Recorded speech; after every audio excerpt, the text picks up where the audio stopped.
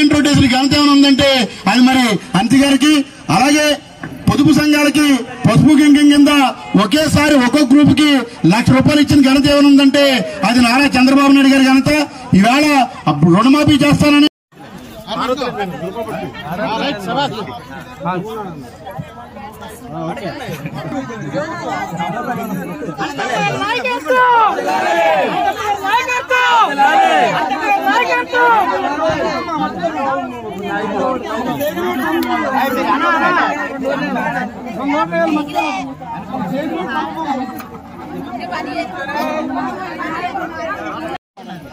ఇప్పుడు అలా కాదు సార్. చంద్రబాబు నాయుడు గారు మన పాయకులపేట వచ్చినప్పుడు చాలా క్లియర్ గా ప్రతి ఒక్కరికి కూడా ఇల్లు లేని ప్రతి ఒక్కరికి 2 సెంట్ల స్థలం ఇల్లు కట్టిస్తాం.